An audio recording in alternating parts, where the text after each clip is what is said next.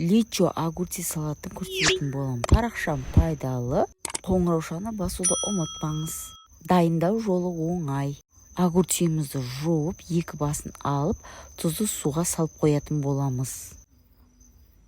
Помидорымызды жуып, осылай турап аламыз. Болгарскийімізді де турап аламыз. Осылай чесногымызды, огурчиімізді осындай көлеммен тураймыз. Пышақтың көмегімен де турасаңыздар да болады.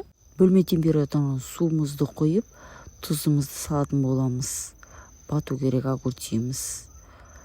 Сонымен мясорубкамен помидорымызды өткіземіз. Болгарскийімізді де өткізіп аламыз. Қарайын, мен дайындап қойдым.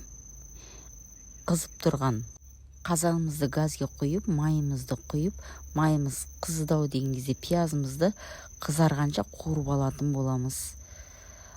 Қуырдау деген кезде болгарскийімізді саламыз. Артынша помидорымызды саламыз. Барлығын жақсылап араластырып аламыз. Бір қалыпты қылып. Тұзымызды саламыз. Дәміне қарап. Қайнадау деген кезінде бетіндегі көбігін апыстайтын боламыз. Чесногымызды саламыз. Мен осылай турадым. Маған осылай ұнайды тураған. Мясорубкамен де өткізсеңіздер де болады. Қызыл әшші бұрышымызды саламыз. Енді тағы араластырып, лавровый листімізді саламыз. Араластырып, бір қайнатып алып, қызыл әшшіні сал жерім, кейін апсаңыздар да болады. Огурцимізді де салып аламыз. Огурциді салып, бір араластырып аламыз.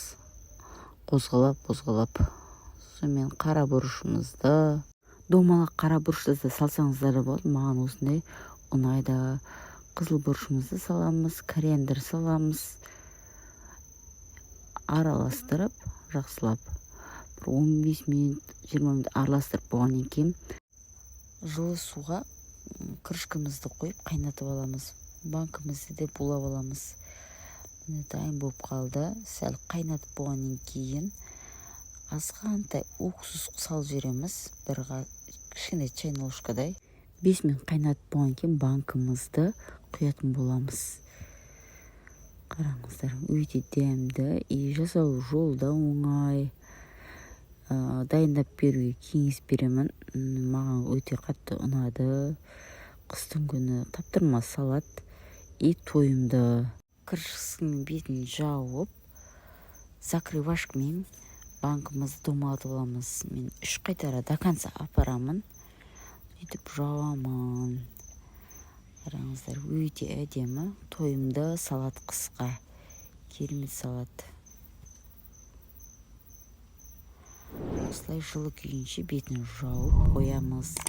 Подписка бөліміне тіркеліп, қоңыраушаны басып, желекшені басуды ұмытпаңыз. Рахмет.